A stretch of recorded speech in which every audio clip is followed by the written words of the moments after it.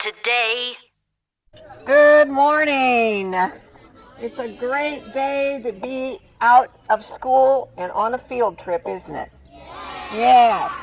We welcome you. The Newburgh Museum welcomes all 125 of you.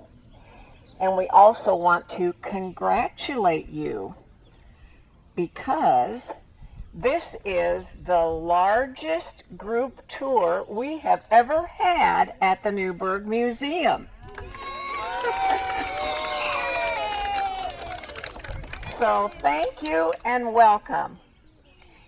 Before we start, we're going to talk a little bit, maybe 10 minutes or so, about this area that we call Newburgh before there was a Newburgh.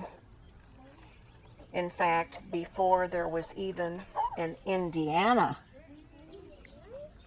There was, however, a United States of America, and just like you and me, our country started out very small and grew some more and grew some more. It started out with just 13 states, and you probably know how many states we have now. 50. So it went from 13 to 50 in a relatively short time.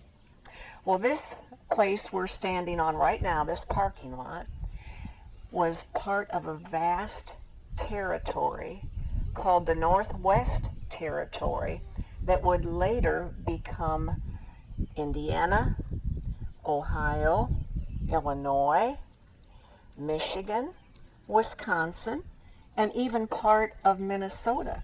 That is a huge territory, and I have a map to show you how large.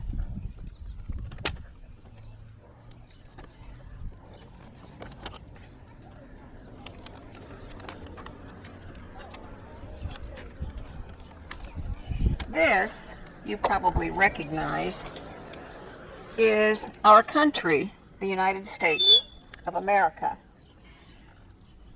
Of course, Hawaii is out here in the ocean, and Alaska is up off of Canada. But this is the continental United States of America. Do you see the part I outlined? That was called the Northwest Territory, and where we're standing right now was part of it before there was a Newburgh or an Indiana. Eventually, 5 states, as I mentioned, came from this Northwest Territory.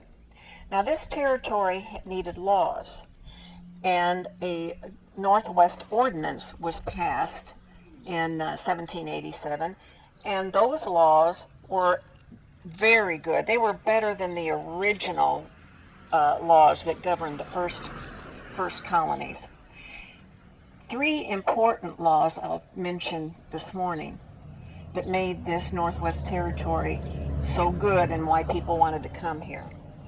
First, no slavery was allowed in the Northwest Territory. Secondly, every township had to provide a school with free public education for children. And 3, all the land you purchased had to be scientifically surveyed and recorded at the courthouse. Now you might say, well, what's scientifically measured and what does that mean, surveyed? Well, I'll give you an example. In Kentucky and many other states at that time, if you bought a farm or a piece of property and you had boundaries, like let's say that big tree over there was part of the boundary, maybe a creek over there was another part of that boundary, and a big rock or boulder up there was the other part of the property. And as you know, recently we've had some heavy storms, haven't we? And what happens to trees sometimes when we have heavy storms? Yes, sir. They fall. And so if your big tree over here that was the southeast corner of your property fell, your neighbor could say, hey, that's part of my property. There's no tree there. There's no tree. I don't see any tree. That's part of my property. And it caused problems, fights, land disputes. And so this new scientific way of surveying land and recording it was really important back 225 years ago. Now, these three laws that I just mentioned, no slavery, the free public education, and the scientific surveying of land and recording it, made it very enticing. People wanted to come here, and they did. Our first settler, as you probably know, was Mr. John Sprinkle, and he came by the fastest, most safest way to travel in those days, down the Ohio River. There were no roads, and there was no railroad. He came by boat, on a flatboat, and a flatboat is, just like it sounds, flat on the bottom, with a little bitty, usually a little bitty house on top, no bigger than maybe a yard barn that you see in your backyard or whatever. And on the little flatboat, they would bring their cow and their milking cow and their chickens and maybe a pig or a goat. And in the little house, they would have barrels of food and seeds to plant and maybe a plow and some other useful implements.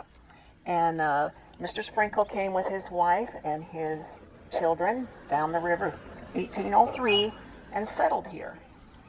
And soon afterwards, others had the same idea. And a little town grew up called Sprinklesburg, later to become Newburgh. He was a blacksmith by trade, which was very important in those days. Blacksmiths made very important tools, mother's kettle for cooking, nails, all kinds of important things. Soon others came after Mr. Sprinkle, and Newburgh grew and became one of the most important towns or ports on the Ohio River. And one of the reasons it became so important is this little steamboat here, steamship. This is a model of the Robert E. Lee, and this model was actually made by a man who grew up in Newburgh and went to school here, just like you. In fact, he attended the school across the same school you attend, but it was called, and it was Newburgh Elementary, but it was a different building back then. He made this when he was in high school. It's pretty nice, isn't it? Well, the steamboat was important because it was fast and it was big, and you could bring many people and many things to sell on it. And so steamships started coming from Pittsburgh down the Ohio River, and they would stop here at Newburgh and let people off to live and bring on things that people wanted to sell down the river. And Newburgh became one of the most important and busy ports on all the Ohio River back, about 150 years ago.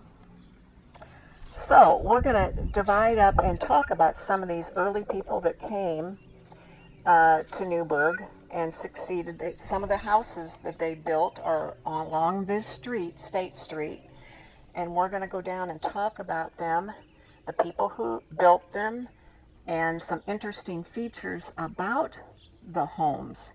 Dr. Jim Rennie is over here, and he's going to be talking quite a bit about the architecture and point things about the buildings that are very interesting.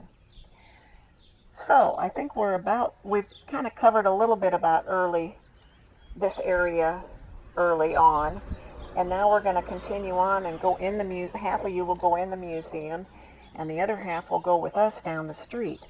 When we finish our walking tour, the groups that Dr. Jim and I have, they'll go in the museum, and you people that are in the museum will come out, and you'll go with us down the street, down to the Ohio River and back up. Does that sound like a plan?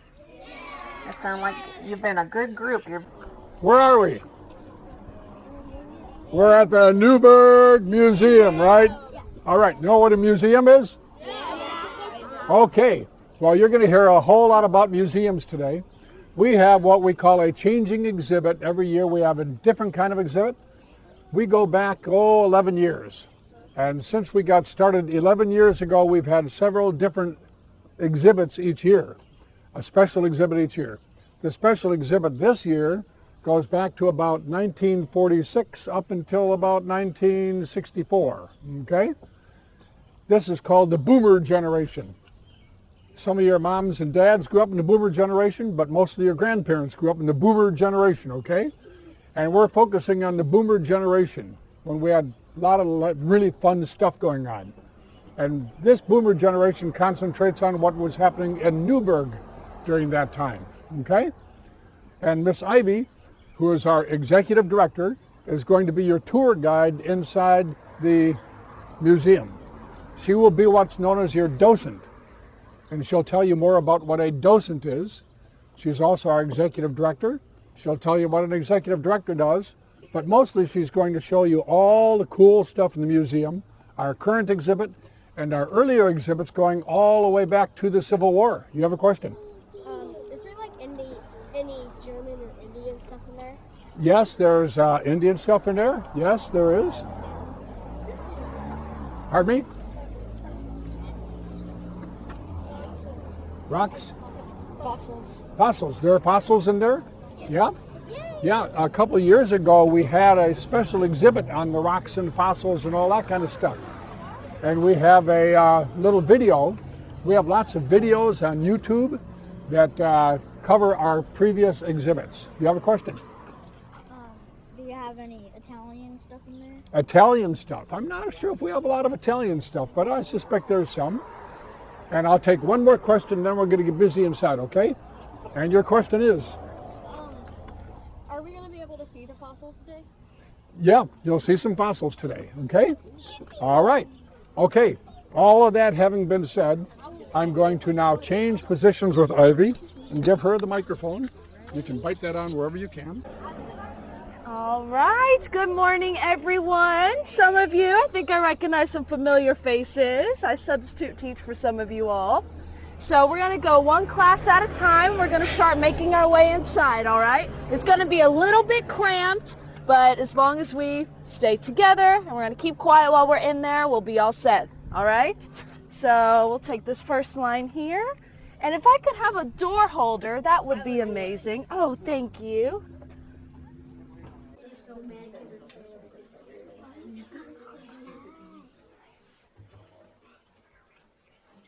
Okay, good morning guys. Thank you again for being here. My name's Miss Ivy Clark. I'm the executive director here.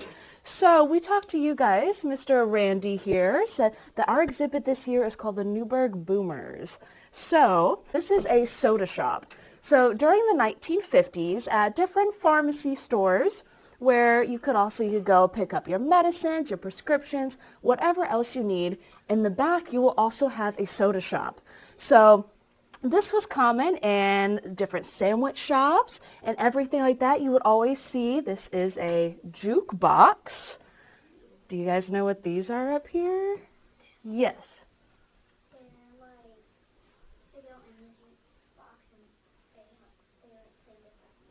Yes, they do. So actually, some of you guys might be familiar with records, right? And they're a bit bigger than that, aren't they?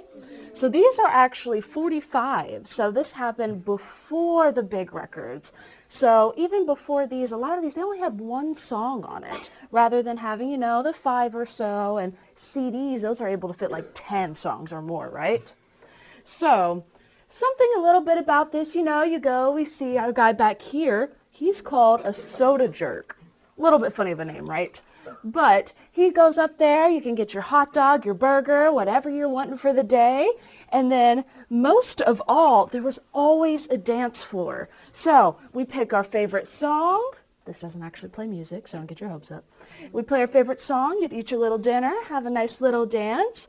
Now, in today's world, we don't really see that, do we? At Dairy Queen, you don't see anyone playing some music and doing a little dance, do you? Unless they're probably doing a TikTok video or something like that, right? Yeah. But a lot of time during this 1950s era, being social and being connected was a really huge part, which, I don't know, let's see, how old are you guys?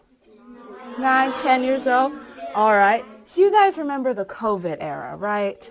We weren't able to connect. We weren't able to socialize, right? And so with that, we also have social media. And social media, it's so easy to, send a video, send a text, make a phone call. But back in the 1950s, it wasn't that. We valued having face-to-face connections, Hey, I'll meet you at the soda shop on Friday around 2, or just whenever you get off work or whenever you get done with school. And so, we've got a little bit of everything here. The classic cars, they made cars. Oh, they were so beautiful during the 50s and 60s. With this, there's a lot else going on in the world too, right?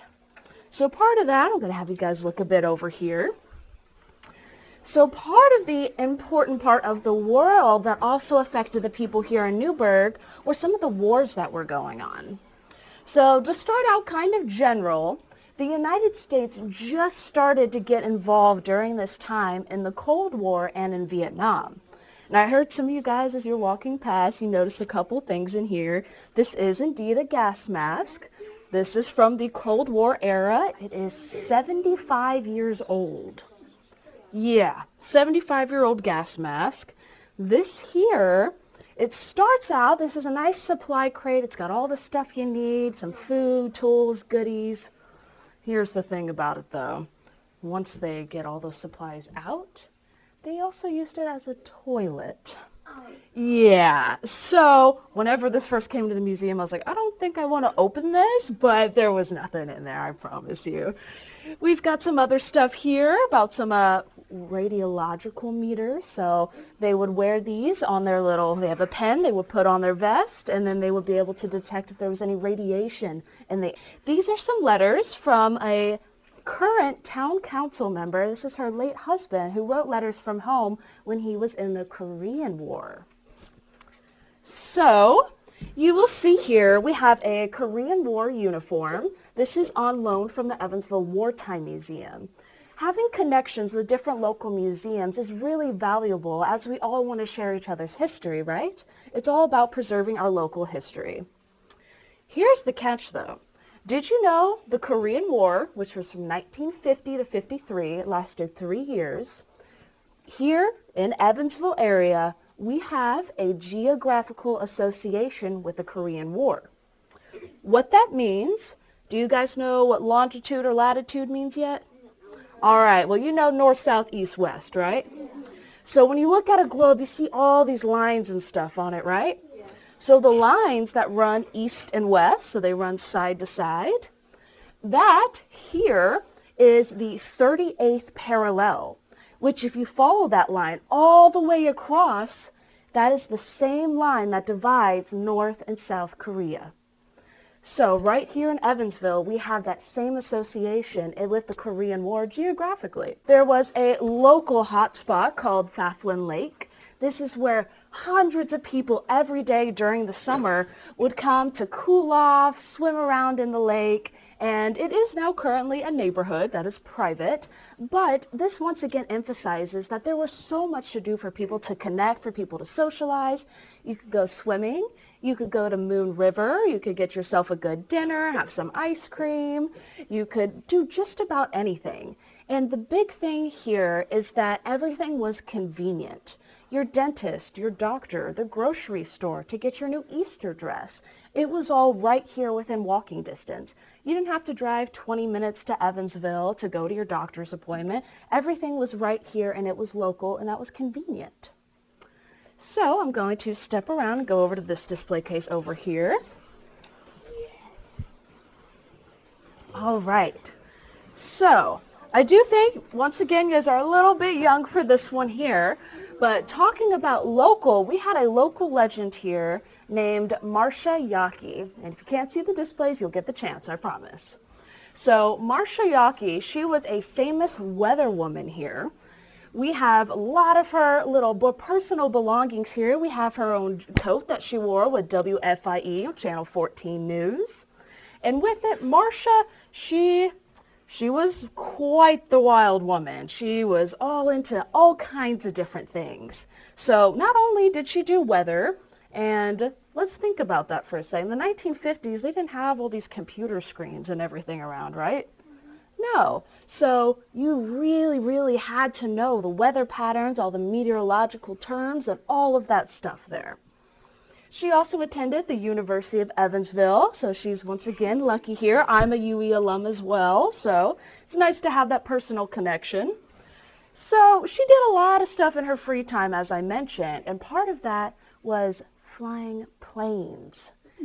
Yes, she was a part of a group called the Whirly Girls. Yes, the wildest thing she did, which you would not be allowed to do today, she flew a plane under the Henderson Bridge. Oh. Yeah, that's a no-go today, but she did it. It was the 1950s, and it was after things like that when you realize, okay, yeah, we need to make sure that we make a law about that, that is not allowed anymore, because that could be pretty dangerous, right? Yeah. But she was okay. She's Marcia, and as a lot of people say, she could predict the weather, but no one could predict Marcia. She was a social butterfly. Everyone knew and loved her. And we even have here, it is made out of cane, which is locally found in Kentucky and along the Ohio River here. And this is called a ladderback chair, and this is from Marcia's house. So this here is very likely, I mean, it belonged to her 75 years ago.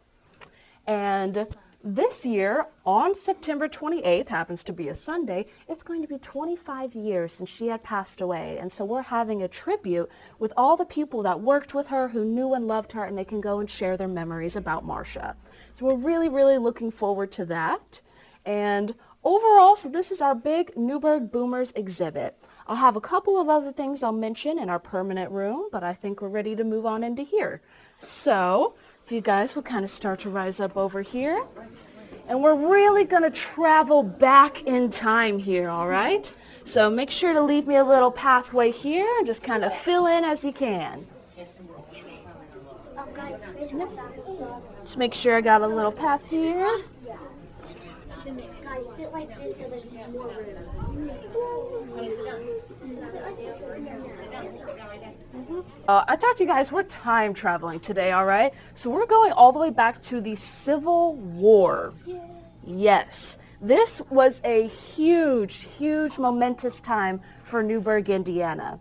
So we talked a bit about the Northwest Territory, right? And then us being north of the Mason-Dixon line meant that here in Indiana, we didn't have slavery here. But we did have a lot of people who were helping that. You know, you guys heard of the Underground Railroad? Yes. Yes, all right. So a bit of that all happened right here in Newburgh. That Ohio River was the only thing dividing us between the North and the South territories. So one of my first tasks here when I first started as an intern at the museum was looking at this collection of Civil War letters. So you can kind of see in some of the pictures here, it is beautiful, beautiful writing. And his grammar, not so much. He kind of spells things how they sound, but that kind of tells you what the education was like during this time. Remember, we're talking about the 1860s here. Yeah, so pretty long time, all right? Want to hear one of my favorite stories that I read from this? Are you sure? Yeah. Yeah? Okay. Well, this was back on December 22nd in Nashville, Tennessee. And, you know, as I'm reading through these letters, you know, times are a little bit different, but there's a lot that we're able to still relate to even today. Although this was, you know, about 250 years ago. We could still relate to a lot of the same things. But this story, I was blown out of the waters. I'll have questions in just a bit. All right, so I'm reading through this, you know, this gentleman named James Morrow, he was in Nashville, Tennessee at the time. His troops, they moved all over the Midwest and the South area, all the way down to Alabama, all kinds of stuff. So he'd been sick for some time. It sounded like he likely had pneumonia or something. So he wasn't doing well, and his captain was like, listen, I know the rest of your guys are all out in the battlefield and stuff, but you really need to stay here. And he was just, oh, I just can't do it. All my guys are out there. I want to support them and all of this stuff. And so he wraps up in a blanket and he heads out to meet them at the hill. whenever he's there, he also ends up grabbing his brother Hugh. So him and Hugh, they're like, listen, our sister's nearby. We really need to go check on her. I'm not doing well. I need to go check on my sister, see how things are going with her. So during this time, there's no street lights, everything at nighttime, all you have is the moon and the stars to guide you, right? So he's going across this field and, it's, walk 25 miles, you'll see a red brick house, a big oak tree, and that's how people were able to take directions and identify where they were going. So he gets there and his sister, she's outside and it's dark, she's looking through and she sees these two guys walking up on her field. And it's like, who is that? I mean, I'd be a little bit alarmed in the middle of the night. I see two men walking towards my house. It's like, who are these people? And so he sees her out there and was like, do you not know your own brother? And then she heard the voice and it hit her and the emotions fled her. She cried. She ran up and caught him around the neck and was like, oh my goodness. And she had been struggling for quite some time. So it was good that James Morrow went and checked on her. So with this, here is where the twist and where it gets kind of crazy, okay? So she was so happy to see him, all right? But she told him she's been in great trouble for some time. With that, her husband, here it gets real, her husband was killed by a man he was in business with. Yeah, his name was S.D. Turk. And with that, here is where I was reading this for the first time and was like, did I read that right? No way I did. They had a grizzly bear that they trained. It could go sit, it would go into a cage, it would play with a ball, it would do whatever they told them to do. They rented this out for birthday parties, events, all kinds of stuff. And talk about a plot twist, right? Not what I expected to read on a random Tuesday morning. In 1864, a grizzly bear, I know. So, with that, she had to try to figure out what to do and, renting it out for a birthday party, which, raise your hand, how many of you would want a grizzly bear at your birthday party? Okay, interesting, fair, all right. So, with that, she was able to make, $100 here and there, which, think again, that's still a lot of money, especially in 1860. So, the winter happened, her property ended up getting a lot of damage, and now she was really desperate. So she was able to get a voucher for $1,500 and she continued to rent the bear out and it was going okay. But then she got an opportunity to sell her bear and ship it all the way to New York. 1860, moving a bear from Nashville, the Nashville, Tennessee area, all the way to New York State. Incredible. And with that, she was offered $15,000 for it. That is a lot of money in today's terms, right? So she ends up getting that. She gets back on her feet a little bit, and the story goes on, and there's lots of other trials, tribulations, and things that are good as well. But all of this is to emphasize, if someone didn't keep these letters, these old letters, we wouldn't have this story. We wouldn't have this history. And this is for someone who grew up and was related to James Morrow and lived right here and raised in Newburgh, Indiana. So things like this is why we have Newburgh Museum, why we want to share these stories. And, of course, we have a cannonball that originated from here. Guess how much this weighs, guys? Oh, 1,000 pounds. It weighs, I know, it weighs almost 50 pounds, which is no feat. Can you imagine a 50-pound anything trying to shoot through the sky, right? So here's the big thing about Newburgh. And I talked to you guys, remember I said the Mason-Dixon line? So there was a man by the name, he went by Stovepipe Johnson. This man loved to bluff. Do you guys know what bluff means? No? More or less, he kind of talks it up, instead of saying like, oh, I have, he'll say something like, I have 50 M&Ms, but he actually only has like 15, So he's just kind of bluffing, saying like he has a lot of something. So what happened here is he was a big bluff about how many troops he had. So he was all about kind of making illusions and stuff like that. And he made it seem like he had this troop of 100 some odd men when he maybe had 30, if that. Yeah. So with that, what am I talking about? You'll see a photo up here, and you see there's a big river, and then there's a town on the other side. That's the Newburgh riverfront.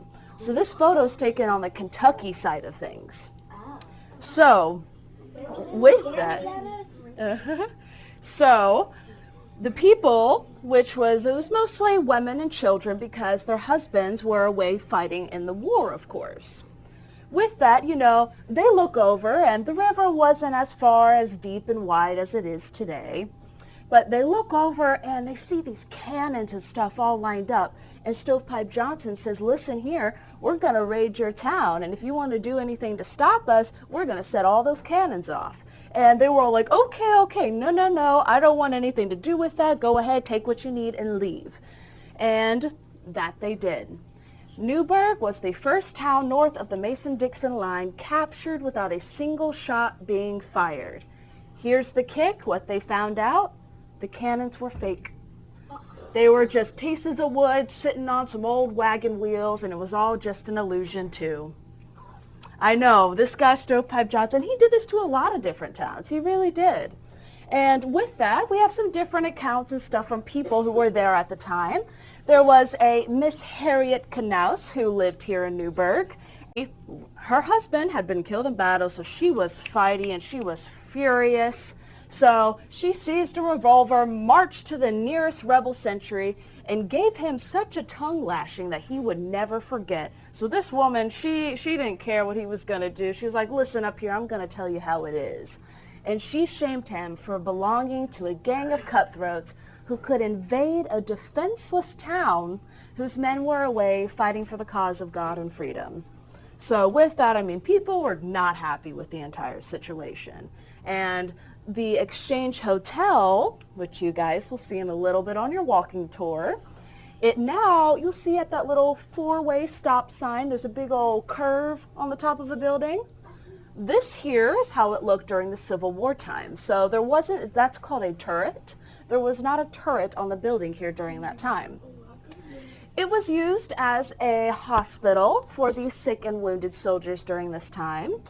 There were a lot of different stories that I would love to tell you guys, but I don't think we have enough time today. But I will be telling you in just a moment a very successful story here in a bit. But to kind of switch things up a little bit here, we of course all love Newburgh Elementary School, right? Yeah. Did you guys know I went to Newburgh Elementary School? I did, yes. So here's something you may or may not know. Newburgh Elementary School actually used to be a high school.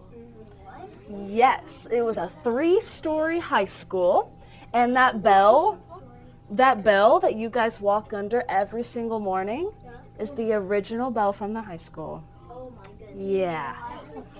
Yes, you guys are, She didn't even know that was a bell. I know. You guys are walking under a piece of history every day.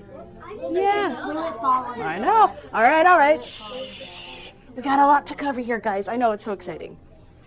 So with that, although, you'll see a little diploma here, and it says Class of 00. At first thought, you guys are probably going to think 2000, right? 1900. Yes. So we've got everything from report cards, we've got the basketball trophies, there was choir, there was track, all the same activities and stuff that you guys still do today was available during this time. So whenever you guys get the chance, once we're done, you can come and look at some of the awards and things like that. And with it, eventually in the late 1950s, Newburgh High School closed and Castle High School was opening up. So it's not where you think it is today. The original Castle High School is located where Castle North Middle School is, yes. The current Castle wasn't built until the early 70s. So even then, that building is over 50 years old. Isn't that interesting? So we can see a little bit there, and so sorry. And of course, to keep us connected to the town, we had a way of transportation. You're all right. Just scoot up a little bit. So we had a traction line, which, note, this is different than a railroad, okay? So Newburgh did kind of end up missing out on the big railroad hubbub, and they were like, we don't think we need it, and that actually ended up setting us back for quite a long time. And we really didn't have another economic pickup until Alcoa started breaking ground in 1960. So this is talking in the Newburgh boomer era, which it was a long time, between the wars and everything else that, everything kind of started to pick up between, social, cultural, economic, all of those types of things. And so this traction line was still able to, keep us connected to Boonville, Evansville, Chandler, and Newburgh was quite a little hub spot. People would get all their groceries, all of their supplies, and as I said, it was all about convenience. All right, so I'm going to step over here. Thank you. The display you see here is a mock-up of the Jefferson Street School. It was open from 1885 to 1958. So, the Jefferson Street School was also known as the Colored School. So this was the school for African American population here in Newburgh. With that, in 2002, we were able to interview a teacher named Lydia Shane Gaines. And we showed her, or I didn't, but they showed her a photo of the class of, I want to make sure I'm not mistaken, the class of 1944. She taught these students and was able to still remember every single one of their names, even after 60 years. She still remembered all of her students. Yes. So that tells you guys that you guys can make an impact on your teachers and stuff as well, okay? These desks are actually from the school here, and you'll note that the little chairs, they folded up here. This is obviously for a bit of the older students. They would be nest in like this, and the front desk wouldn't have that extra seat. There was a design. This is the front desk. This is the end desk. The older students, when you get the chance, you'll see there's a little hole here, and you're like, what is that for? Do we have any guesses? Why would we have this hole on the desk? Yes, I'm going to get a little bit more specific with it. One more guess. Oh, you're so close. So this is actually for an inkwell. So yeah, we're talking before pencils and stuff, before ink pens and all of that stuff. And used to, kids will always be kids no matter what during the era, and people tease each other and stuff like that. So what actually used to happen, if you were sitting right here and you had long hair like myself, guess what the person would do behind you? Yep, they'd end up dipping your hair in the ink and stuff like that. So, yeah, the younger kids, like kindergartners, they didn't have those. Because can you imagine the mess that would happen with that? Yeah, it'd be a disaster, right? All right, and to talk a little bit about geography, so you guys have your big old Promethean board and projectors, and before that we had a nice little pull-down map, right? You guys know what the pull-down map is? And if you let it go real fast, it does a little spinny thing? Yeah. Before that, they had map cabinets. So this cabinet, beautiful, beautiful design here, made in the United States. It has all 7 continents inside, so the teacher would just slide them out as so, and then put it up on the edge of the chalkboard or whatever they have available. Here on display, you'll see the United States map, which was very clearly well loved and used. And you can see, you cannot touch it anymore today, but you could see back then all those other little hands just like yours that had their fingers all over it, all over the little edges and everything. And if you note, even in the flat area, you can still see the ink on there. Because why would you want to touch the flat part? You want to get all the mountains and everything, right? So, just so you guys know what this is a topographic relief map. So that's why it has these raised bumps and stuff, which I already said what they are, but you guys tell me what those bumps are? Yeah, they're mountain ranges, right? And so that really helps for, some visual learners and things like that to really be able to see what that looks like. And unfortunately, the Jefferson Street School is no longer standing today. It ended up suffering some storm damage around, I think, 2005 or so, and it wasn't able to be protected and preserved anymore. So with that, we do still have something in remembrance of the building, and this bench right here is not from inside the school, but it's made from the school. So this wood here is actually from the Jefferson Street School building itself. Yeah, I know, pretty cool, right? All right, and then I'm gonna cut right through here again. And there's shackles. I'll tell you all about that. Want to keep scooting, keep scooting. All right, you're A-okay. All right, so to kind of connect all of these things with the Civil War, the Jefferson Street School, and everything else kind of happening during this time, we have a story to tell you more about some of the grade schools in the African American community here in Newburgh.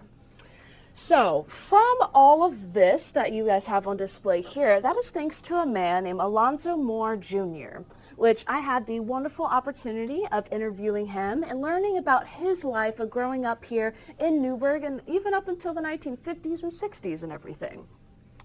This here is, I don't know how many greats it may be, but this is an ancestor of Alonzo Moore Jr.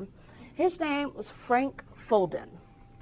Frank Folden, he was born in 1848 in Maryland, but he unfortunately was soon to be entrapped in the system of slavery. With that, we'll jump to the case here. He was able to escape. How did he escape? He crossed that great, beautiful Ohio River. Whenever he reached the shores of Newburgh, he was thankfully greeted by a very kind gentleman who was able to free him of his shackles. And listen, it was no easy feat doing this. He crossed that river in a dugout canoe, shackles bound to his ankles, his feet, and everything. This shows the determination that people would do to get their freedom and to be able to live for their country and fight for it. And with that, he met this kind gentleman. He freed him of his shackles, and he was like, listen, what I suggest to you is to go and join the United States Colored Troops for the Civil War. And that he did. That wasn't an easy feat either. During his time in the war, he ended up injuring a leg and losing an eye. Yes, but that didn't stop him. He settled back here in Newburgh, and he ended up being very, very successful. Hence, his great-great-great-great-great-grandson is still here today. He made that much of an impact, and we're here telling him his story in 2025. And he probably never thought that this would be happening, that we would be telling his story today. Frank Folden is he is buried in the African American Cemetery. This was thanks to some of the museum members. This cemetery was dedicated, not quite sure how many years ago it was just a handful of years ago. And unfortunately, in some decades before then, the cemetery, there's only, I think, 2 headstone markers that are left there, meaning at some point, they unfortunately still had no concern, no care or anything about African American history. And even after the fact, they just threw those tombstones out, uplifted all of that like it didn't mean anything. And so what we did, people came together, they recognized what was here, they did the surveying and everything to figure out what was there, and it turns out there's about 35 people that are buried here, and it was lost and forgotten. But that's why people who care about history, they come together and we make these things happen, because even 100 years, whether it's been 50, 100, 200 years, these things need to be remembered and they need to be told for people to learn from so we don't do these things again, right? And education was a huge part of all of this. So there was the Jefferson Street School. We also had Newburgh Grade School. And, a lot of these, think of one-room schoolhouses and that kind of style. That's very much what the Jefferson Street School was. And today, we don't see, questions, just one second. And today, we don't see a lot of one-room schoolhouses anymore because a lot of those were functional during the 1920s, so just 100 years ago. And we're not at the point yet where people are recognizing the value of that. But that's how education started. Before we, had these big public schools and everything else, it all started in one room with all ages of everyone learning. I mean, it might be kind of difficult for you guys to think about learning in the same classroom as a 6-year-old and an 11-year-old, right? Kind of a big difference, but that's what teachers had to do. They had to be able to teach and learn for all students and how to do that and how to be successful. And so Frank Fulton's story is from slave to Newburgh landowner. So he had a family, he expanded, and the property he owned was on, you guys may or may not know, but Sharon Road, the main road that runs up here, meets with the corner of Law, and there's this big old empty field still. That was Frank Fulton's property. There's still nothing on it to this day. There's, you'll see Olivia's alterations, and then there's this white house with a little, kind of like a barn, little shelter kind of thing there, and then just a big old open grassy area, and that was Frank Fulton's property. So with things like this, what the museum does is we have different projects and ideas that, if we can get the funding and support, that we want a historical site marker for Frank Fulton's property and for the Jefferson Street School. All right. I will pause for just 1 second here. We had a question. Do you remember? Were those shackles the same one that Frank Fulton wore? They were not. That is a good question, though. Fair enough. But, they are just resemblance of it. Mm-hmm. Yes? Are we going to learn about fossils today? I'm not sure if I'm going to cover a lot about fossils today. Whenever you guys get the chance to look around, you can try to look and try to see if you find one, okay? I know. Mm-hmm. Were there any other properties that people owned? Because there's a big, grassy land near my house next to Wools's. Okay. It's just blank, and they're starting to build it. Yes. So actually, if you think about it, a lot of this area all along the Ohio River, before the Civil War, before all of that, Native Americans were the ones who had this land. And so we have to, make sure to go all the way back to then and accredit it to that. And you can learn a lot more about the Native Americans at Angel Mounds. So if you guys have never been to the Angel Mounds historic site, I definitely recommend that you do so.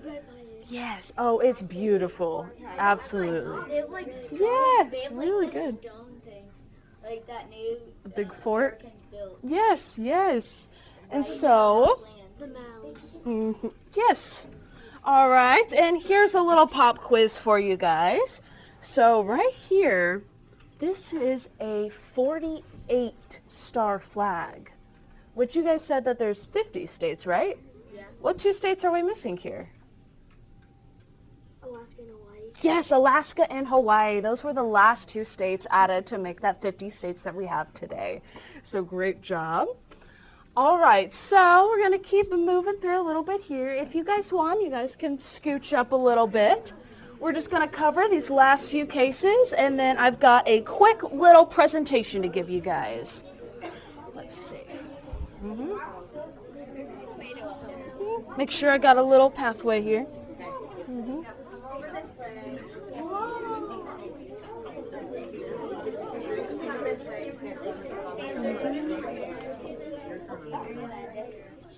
Perfect.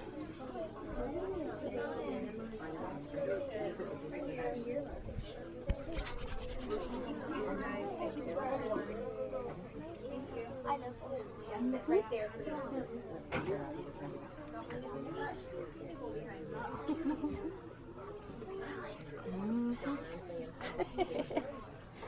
All right, all right. So unfortunately, I'm going to have to speed through these last ones a little bit, okay? So here, talking about some of the really important things of Newburgh that really brings it all together. So another big aspect was industry. So with industry, we had a little bit of everything here. We had a canning factory, a flour mill. We had, of course, lots of coal mines that we talk about. This here is a map that shows relatively accurate of what the coal mines here in Newburgh are. So some people like to come and see, find their little house and see if it's in the red zone or not. We've got a little bit of everything here, from headlamps to a detonator. Yeah, a detonator is what they would end up hooking some of the dynamite to, you know, expand and blow up the mines, of course. So a little bit dangerous, right? And this here, a lot of people ask, that is indeed a chunk of coal. Let me give you guys a little second to look at that. And another big thing with this area was also the tobacco factory. So you'll see this down here is a big stick Udo twist. It looks disgusting. And it is. It looks, my great-grandfather, he actually chewed these. And it's very much what you would think of, you know, like a dog in a bone. You know, kind of not the best thing, right? Tobacco's really gross. And no, that is not a true tomato, and no, that is not an actual apple. People love asking those questions, so go ahead and tell you guys up front. That is a candle, of course, because, you know, they didn't have flashlights. They didn't have, you know, things like that, so they had to use lanterns by fire and lights like that. What's that thing that looks like a small satellite over there? The small satellite? This is another part of the headlamp, I believe. And so, you know, you would attach them there up on the front. They have a little spark that'll go, and I'm pretty sure that's how that works. So a little bit of everything here in the industry, because in order for a town to be successful, we have to have all these elements coming together to be able to make a town, right? And of course, the big thing, I know this is all very beautiful, isn't it? It is very difficult to pick out my favorite piece, but this pottery here was made by a man named Frank Engel. He was here in Newburgh during this 1950s and 60s time period, same as the Newburgh boomers and everything. And with this, he came all the way from California to Newburgh, Indiana. Kind of crazy, right? He wanted, you know, settle a family. He opened up a shop. It's just right down. And are you guys walking to the park for lunch? You'll actually end up walking past it. There's, I think, still a koi pond there or something. And that was actually Frank Engel's studio. Yes, you guys can actually walk by that today and you'll see it. With that, you guys know Ford, right? Ford vehicles. You know, it's got the big old blue symbol, says Ford on it. This man, Frank Engel, right here at Newburgh, he designed Ford's first emblem that was located on the steering wheel. That little picture metal symbol that you see on the middle of your steering wheel, he made the very first one for Ford. Yeah, I know.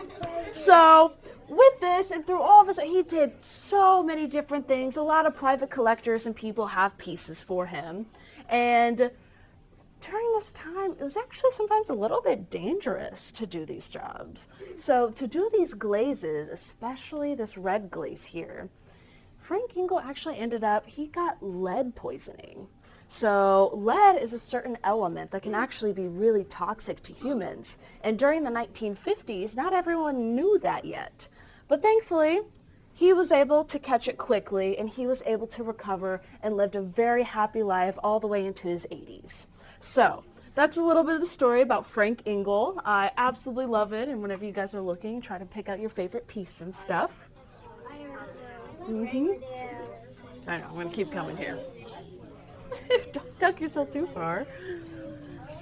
All right, and more part of the daily life in Newburgh, because all of this all happens in a day for different people, right?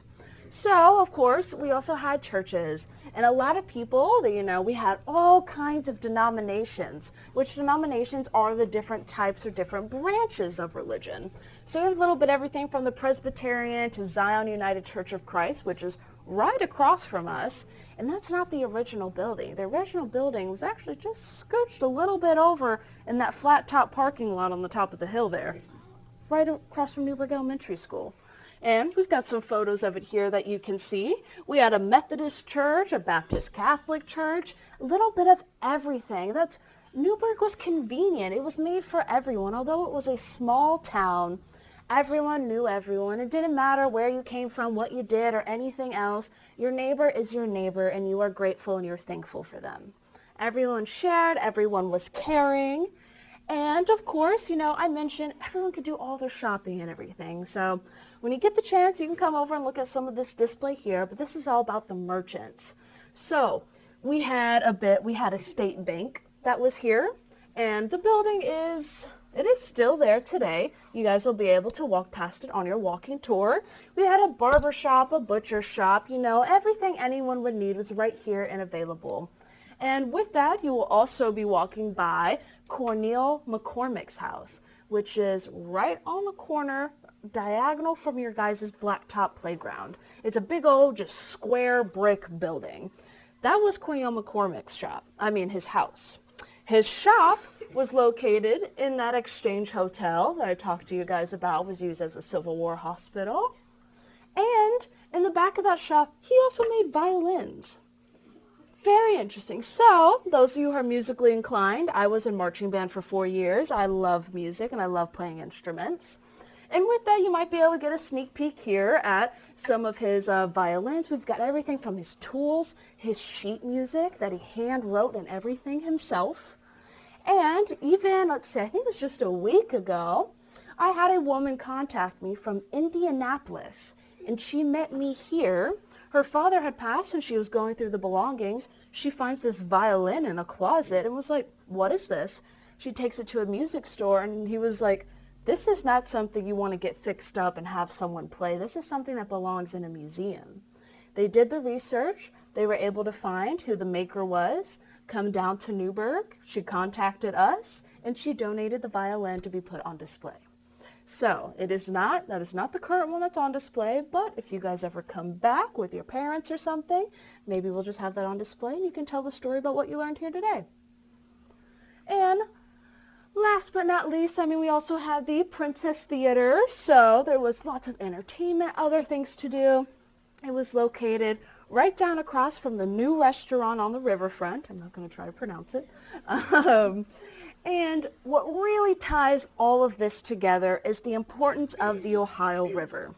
If it wasn't for the river to make transportation and connection, we wouldn't be able to be a prosperous river town and have such a unique history.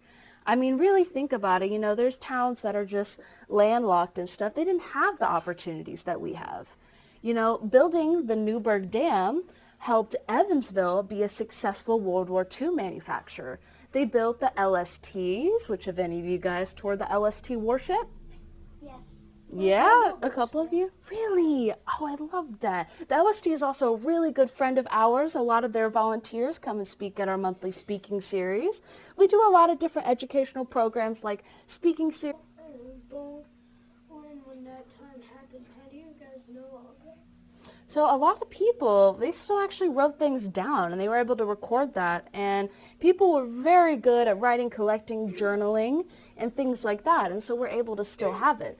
But that's all the more why it's important that some people keep those things. Not everyone keeps it. Some people view a lot of this stuff as junk. And really, if you take the time, you could see how valuable it is, really how priceless these things are. Those Civil War letters and stuff like that, if someone didn't take the time to keep those, we wouldn't be here. We wouldn't talk about it. We wouldn't know these things. So don't forget, although we have all this technology and stuff today, it's still important to write things down. To be able to memory, print off pictures, make scrapbooks, make albums and things like that so it can carry on for future generations. And so what makes up the Newburgh Museum? It is the volunteers, the community, and what ties it together is the passion that we all have towards history and our mission to preserve and educate. We do a lot of fundraisers, and what this does is this brings awareness to the museum because there's still a lot of people that don't know Newburgh has a museum. So be sure to pass the word to your friends, your siblings, your family, and things like that and tell them, hey, just go take a quick tour of the museum and see what it's there. You might not know, We do a lot of educational programs that I've done, and what these fundraisers do, it helps us raise money to ultimately help preserve our artifacts. We need different things like lighting and be able to control the temperature and humidity to be able to preserve our artifacts so we can keep them for another 100 years, right? So, let's talk about what is an executive director. So here I've got a couple of different little characteristics that can make up a person. So first, an executive director is going to be a leader, all right? So they're a leader and they're also a visionary. So you have to be able to make up new ideas, do new fundraisers, be able to reach out, come up with new ideas. You have to be a planner, so you have to plan the docent schedule, which have you guys figured out what a docent is yet? No. So a docent is going to be a museum tour guide. So a docent is someone that is going to have the knowledge and the history to be able to walk you guys through and do what I did today for you guys. So hence I have the docent name tag on today. They have to have a history and science background, of course, and you have to know and love these things, you know? You have to be able to do research. Whenever I get something in, I'm like, okay, it's a cannonball, but what about it? Where did it come from? Why does it matter? You have to be able to ask all of these types of questions. And ultimately, an executive director needs to have the passion and the care for preserving history and for our artifacts. I mean, I wouldn't be here doing this stuff today if I didn't really care about it. And I think it's really important to share this to you guys. So a little bit about me personally. So I told you guys that it all started for me at Newburgh Elementary School, right? So the next slide is going to have a picture of me when I was in 3rd grade. So don't call me out too bad, okay? We've all been there, done that. So what this is a photo of me in 3rd grade, and we did a project on our favorite book of the month. I'm going to step right here for a moment. And what that is that I am holding right there is this book that was available in the Newburgh Library. This is a book of the historic markers from the Women's Club of Newburgh, and this was my favorite book all throughout elementary school. On the walking tour, all of those houses and beautiful green plaques and everything that you'll see, it's all right here. It tells you the story of the house, the family, everything that happened there. And by the time I was in 3rd grade, I memorized every single one of these. And so being here today means so, so much to me. And there was a second book that was also available that I still have to show you guys here today. This is a bicentennial look at Newburgh, Indiana. So bicentennial, bi means 2, cent, 100. So this is the 200th anniversary story about Newburgh. So this happened in 2003, because guess what? Newburgh was founded in 1803 by, you guys remember what Miss Rosemary said? It was a really funny name. John Sprinkle. Good job. Glad you were listening. And what I kind of wish that we had today, but you guys are lucky. So I have that little brown copy, but you guys could actually look at this beautiful colored copy of all the gorgeous houses here in Newburgh, with all the beautiful architecture and everything that they have. There's a little bit of that there. And it ended up leading me to Castle High School, of course. I graduated early in December of 19. And I went to University of Evansville and I studied archaeology. I got an internship here and then I had graduated. You can see right there I'm going through those Civil War letters that I talked to you guys about. And what that did is ultimately lead me here today to being the executive director of Newburgh Museum, which when I was your age, I never would have thought I would be standing right here today. So I hope you guys know just how important this is to me and that it really means a lot to have you guys here today. So thank you so much. And I hope you guys were listening to a bit of the history. I know we covered a lot today, right? So we talked a bit about the architecture, and you guys will be talking more about that on the walking tour. The river significance, and that it all started with Native Americans leading up to the Civil War, even through World War II, the Korean War, Cold War, and so on forth. We have all of that in this small area of Newburgh, Indiana. So here is the moment of truth. I've got just a few questions for you. So the way this is going to go is I'll read the question, and then you'll have a couple of choices here. So whenever I read the answer, we're not going to shout out or anything. Whenever I say A, you guys raise your hand if you think it's A. If it's B, raise your hand that way. And we're going to kind of do it that way. Is that clear? Okay, all right. So let's see what you guys have learned. First question, when was Newburgh founded? Was it founded in A, 1776? Was it B, 1813? Was it C, 1903? Or was it D, 1803? Yes, thank you guys. The answer is 1803. Good job. All right. Second question, we just talked about this. Who founded Newburgh? Was it A, Johnny Appleseed? Was it B, Lewis and Clark? Was it C, John Sprinkle? Yeah. Or D, Dwayne Johnson? Yeah. It's John Sprinkle. Good job, you guys. Alright. Okay. Shh. Settle back down. We're on question number 3.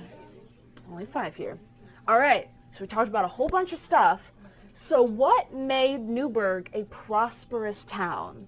Another word for prosperous is also successful. Was it, make sure to read all over the answers. That might be a hint. So was it A, industry? Was it B, the Ohio River? Was it C, the merchants? Or was it D, all the above? Yes, it is D, all the above. And this is the photo of the state bank that was right here. You guys will be seeing that today. Doesn't quite look the same, but try to make note if you see anything similar. I don't know why it's doing it so late. All right, this one's a little bit harder, but I think you guys got it, okay? What 4 states border Indiana? So by looking at the answers, it's obviously Kentucky and Ohio, but what are the other 2? Is it A, also Illinois and Michigan? Is it B, Wisconsin and Michigan? Is it C, I know this is hard, also Illinois and Wisconsin? Or is it D, with also Illinois and Tennessee? I'll read it one more time. Was it A, with Kentucky, Ohio, Illinois, and Michigan? I know it's tough because it's a whole list of things and I'm saying it out loud. Okay. I'm going to show you guys. Let's find out because we had answers all over the board, right? Yes, I got it. It's A. I know. You guys thought it was going to be D because all the other answers, right? Mm-hmm. Yep. Kentucky, Ohio, Michigan, Illinois. Uh-huh. All right.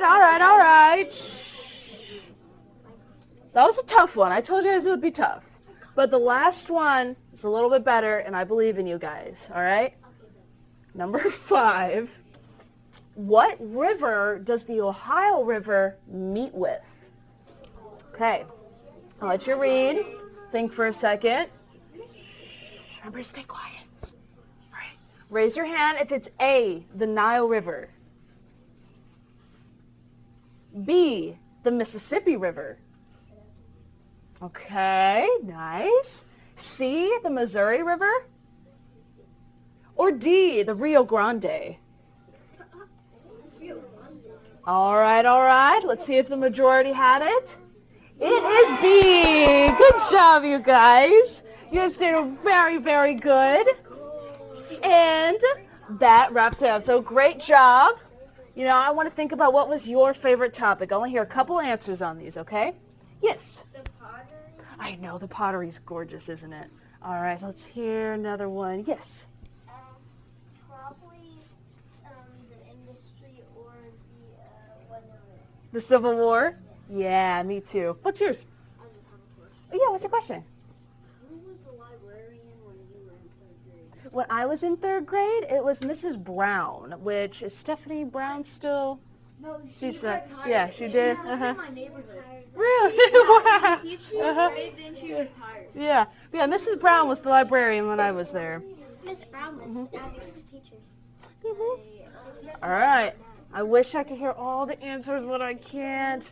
I'll hear one more for this one. I can't help it. Okay. Yes. I'm gonna guess the Princess Theater. The Princess Theater? Yeah. You guys will be able to see that building today on your Riverwalk.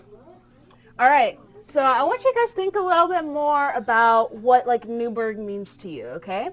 So what is something, we talked all about this 50 stuff, all this socialization, all these different things. What is something that you wish was in Newburgh, Indiana? Let's be realistic here, okay? Yes. Mm-hmm. I wish the beach was there. Yeah, we used to have Cypress Beach. It was a very nice, location and stuff, but also we have the dam, made the river rise, and also we probably don't really want to swim in the Ohio River anymore, All right, what is something else that we wish was in Newburgh? Who have I not heard from? Yes. I wish that Newport Aquarium was in Newburgh because it's like an 8-hour drive. Yeah, it would be nice for Newburgh to have an aquarium or, some other attraction kind of like that, right? Mm-hmm. Yes. A bigger park? Well, fingers crossed we'll get one soon enough, okay? The Newburgh Park Pals are really working a lot with getting a new, where the Fortress of Fun used to be. They're going to build a nice, wonderful new park there. All right, so I got to run it back. I know. All right, here's something. What do you love about Newburgh? What's something that's here that you just absolutely love? Yes.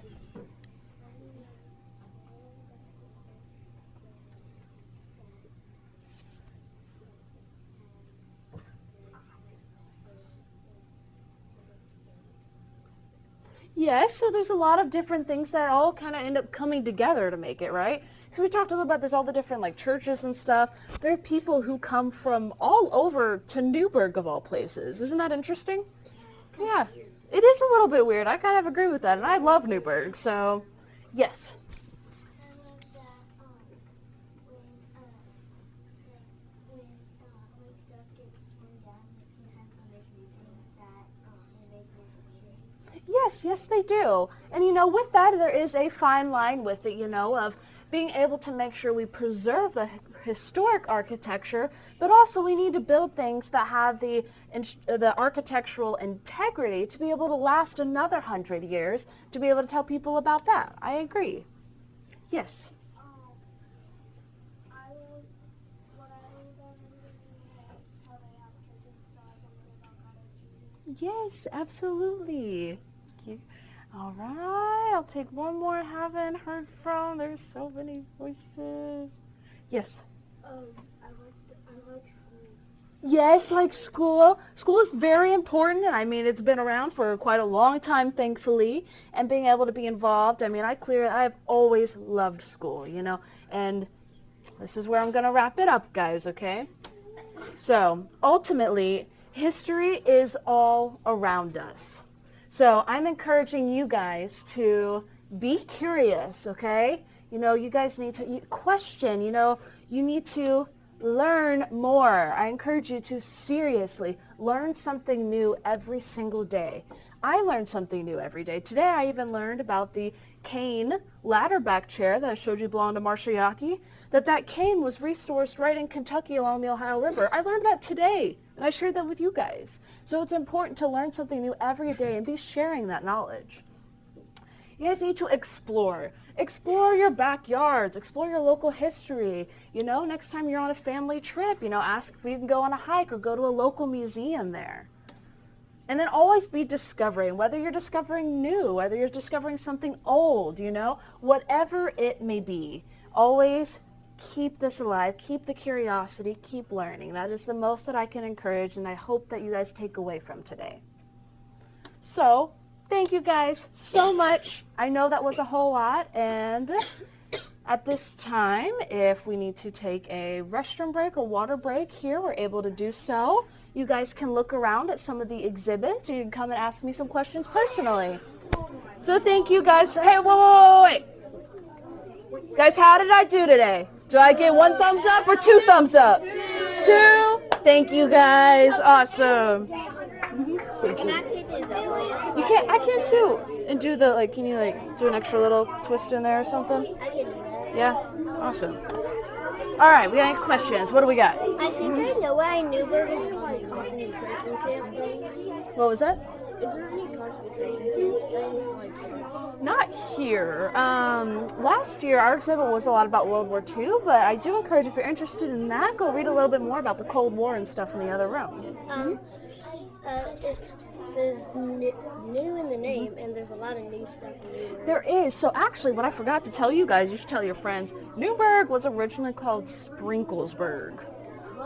I know, kind of He interesting. said that outside. Good, good. So try to remember, yeah, it was called Sprinklesburg originally, which kind of...